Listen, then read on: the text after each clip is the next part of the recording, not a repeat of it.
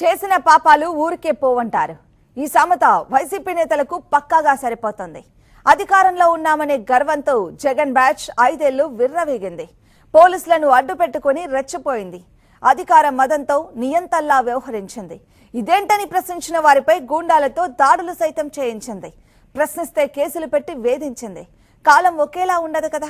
5 ఏళ్లు గడిచిపోయాయి. అధికారం పోయింది. చేసిన పాపాలు పండాయి. ఒక్కొక్కరి బండారం బయటపడుతూ ఉండడంతో జగన్ అండ్ కోకు భయం పట్టకుంది.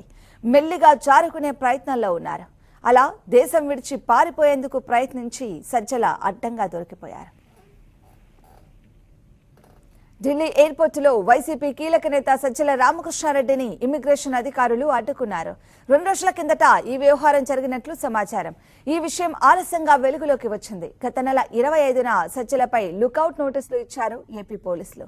ఆ నోటీసుల నేపథ్యంలో సజ్జలను ఢిల్లీ ఎయిర్పోర్టులో అధికారులు అడ్డుకున్నారు. ఎక్కడికి వెళ్తుంది? సజ్జల సరైన సమాధానం చెప్పలేదని తెలిసింది.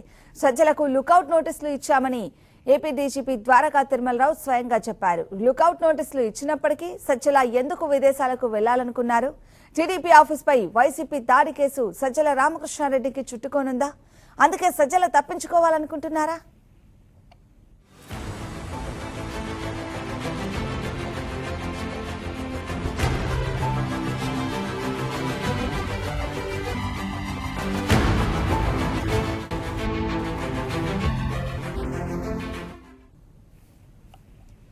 టీడీపీ కార్యాలయంపై దాడి కేసులో సజ్జల ఆరోపణలు ఎదుర్కొంటున్నారు. ఇదే కేసులో లేల్లా అప్పిరెడ్డి, దేవినేని అవినాష్, తలశీల రఘురాం నిందితులుగా ఉన్నారు.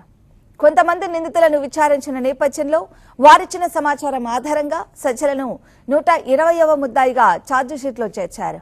2 రోజుల కిందట విదేశాలకు వెళ్లేందుకు ప్రయత్నించినట్లు తెలుస్తోంది. ఈ క్రమంలో ఢిల్లీ ఎయిర్పోర్టులో ఇమిగ్రేషన్ అధికారులు అడ్డుకున్నారు. అయితే సజ్జల విదేశాలకు వెళ్తున్నట్లు తమ వద్ద సమాచారం ఉందని, దాని ఆధారంగానే అడ్డుకోవాల్సి వచ్చిందన్నారు అధికారులు.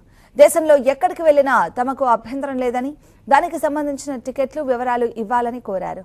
సజ్జల ఇవ్వకపోవడంతో ఎయిర్పోర్టులోనే అడ్డుకున్నట్లు చెప్పారు అధికారులు.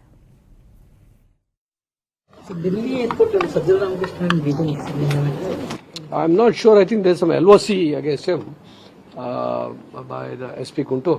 I'll have to go into the details, but then I think there's an LOC. Based on that, it was detailed. I'm not sure. Some LOC is issued by SP Kuntur long back. So in that connection, it's a old case, I think. చాలా important cases ఇప్పుడు Madanapalle fines సంబంధించి ఎవరిని particular గా arrest చేయలేదు. దాని మీద చాలా హడావిడి పెండింగ్ కేసెస్ ఉన్నాయి. ఏం start? The case is being looked out by CID because one case is the burning of the files. Other one is the